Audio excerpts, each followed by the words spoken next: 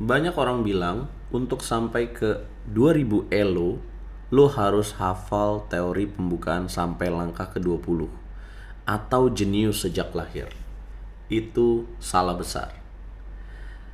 Kebanyakan pemain terjebak karena belajar hal yang salah di waktu yang salah juga.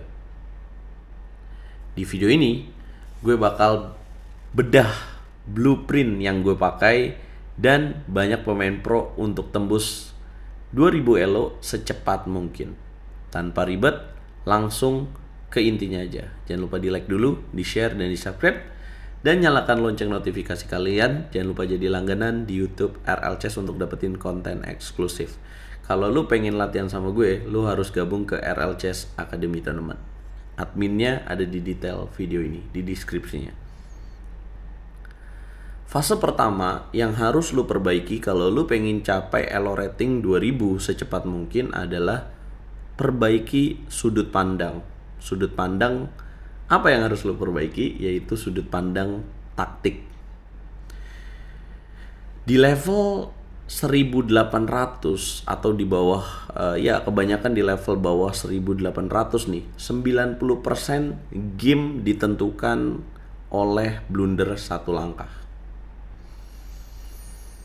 Ya, lu sering dong. Sebenarnya gue kalau nyerang oke-oke aja bang, tapi gue sering melakukan blunder sendiri. Gue nggak ngeliat kalau misalkan gue jalan ke ke petak ini, oh ternyata petaknya ada yang jaga, atau misalkan ada pertukaran yang seharusnya dihindari tapi lu tetap melakukan pertukaran dan nggak untung.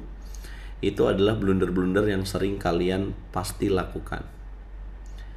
Strateginya gimana untuk mengatasi ini? Jangan cuma latihan puzzle, tapi pelajari pattern recognition.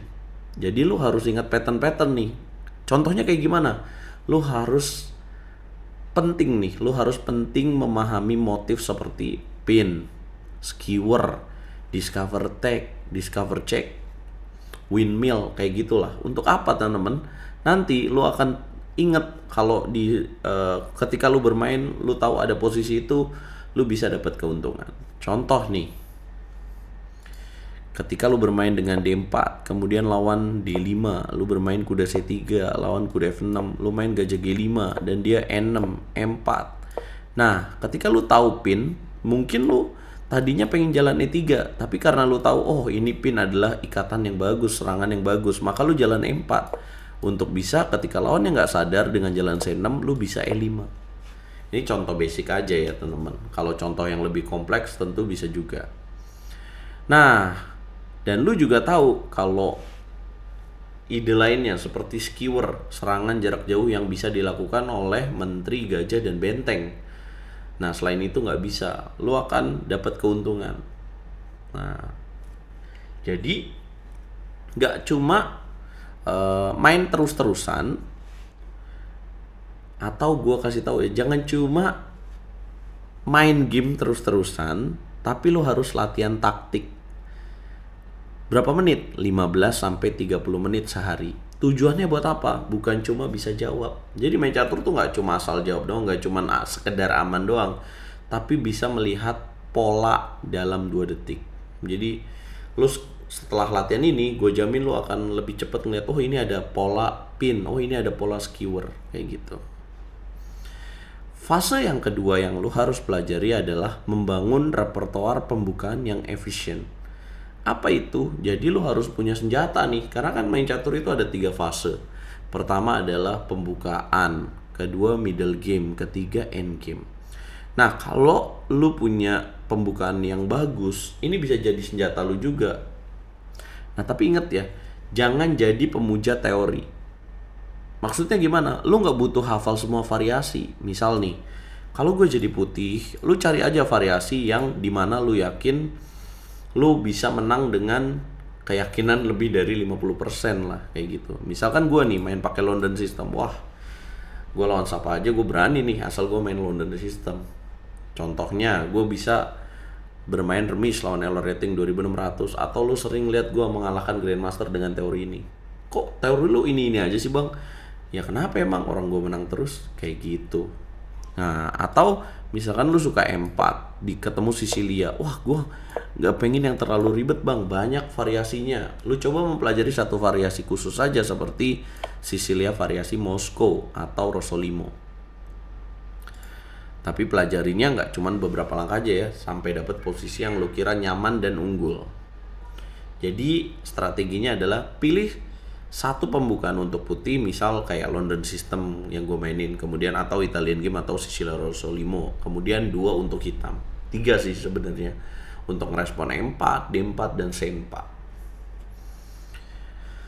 Kunci yang harus lu ingat ketika lu membangun repertoire pembukaan yang efisien adalah fokus pada ide posisi, bukan urutan langkah. Pahami kemana perwira lu harus pergi, skemanya ya, dan apa rencana jangka menengahnya.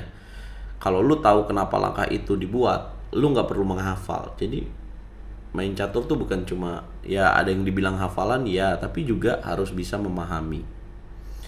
Fase ketiga yang pengen gue ingetin kalau lu pengen mencapai elo rating 2000 secepat mungkin adalah posisional dan endgame. Menuju elo rating 2000 itu, lawan mulai jarang kasih perwira gratis. Ya dong, kalau elo rating udah 1800 ke atas, 1900. Nah, di sini lu butuh senjata lain. Jadi gimana dong caranya? Strateginya, pertama, catat nih, struktur pion.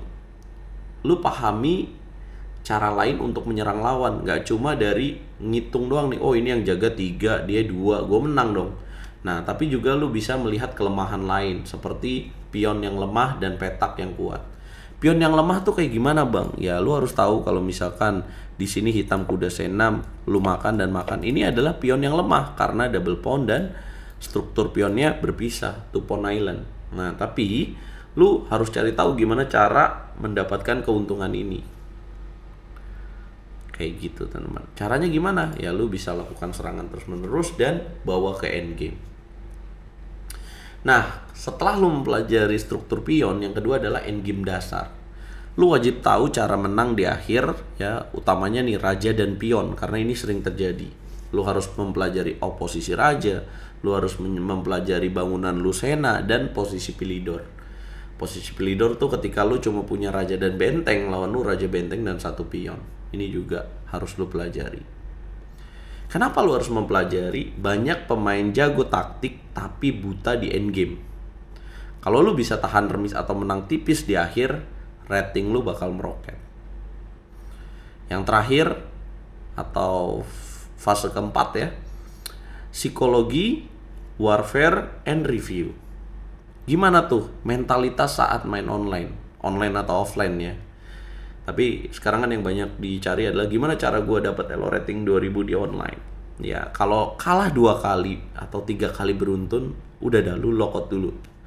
Jangan dipaksa. Kenapa? Karena lu lagi bau. Jadi lu jangan dipaksain. Kecuali lu punya mentalitas yang oke, gue udah kalah 2-3 kali, gue harus fokus dan menang. Tapi biasanya kalau udah 2 kali 3 kali, mendingan lu ganti format ya. Atau mendingan lu lock out dulu aja gitu. Lu itu ada yang nggak beres sih sama cara main lu. Nah, kemudian analisis mandiri ya, jangan langsung pakai engine. Coba cari sendiri di mana lu salah. Contoh, misalkan gue setelah bermain ya, di review nih di mana salahnya. Gue akan coba lihat game history gue. Dan nah, ketika walaupun kita menang ya, kita perlu menganalisa juga. Jadi jangan cuman game yang kalah doang yang kita analisa. Kita analisa di mana menurut engine salahnya, tapi lu jangan langsung tebak. Nah, contoh di sini. Ya, Menteri 7 dianggap salah. Nih, tuh. Kenapa? Harusnya E5. Tapi lu cari tahu dulu. Nah, E5. E5 kalau dimakan gimana ya? Kalau dimakan berarti kena dong kuda. Oh, lu harus cari tahu nih apa jawabannya. Kalau E5 makan apakah benteng E8 atau makan F3 langsung? Nah, coba kita bahas. Kalau E5 dimakan, kemudian kita makan lagi, terus dia makan lagi. Oh, benteng E8. Nah, tapi lu juga harus lihat, oh ini berani nggak gue main kayak gini karena gue ngorbanin 1 pion. Nah, lu harus lihat lagi posisinya. Oke, nggak masalah kalau lu yakin. Ini lu rubah ketika bermain lagi. Jadi lu nggak lagi main Menteri 7, tapi nanti lu akan main E5. Kayak gitu guys. Jadi dicatat di mana kelemahan lo.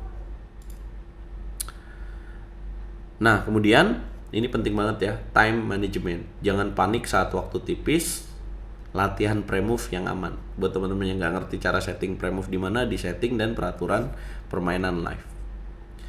Oke, jadi gue mau ringkas. 1. Tajamkan taktik. 2. Batasi pembukaan. 3. Kuasai endgame dasar. 4. Jaga mental.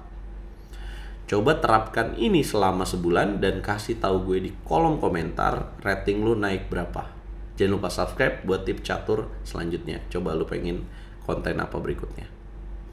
Semoga video ini bermanfaat. Kita ketemu di video berikutnya.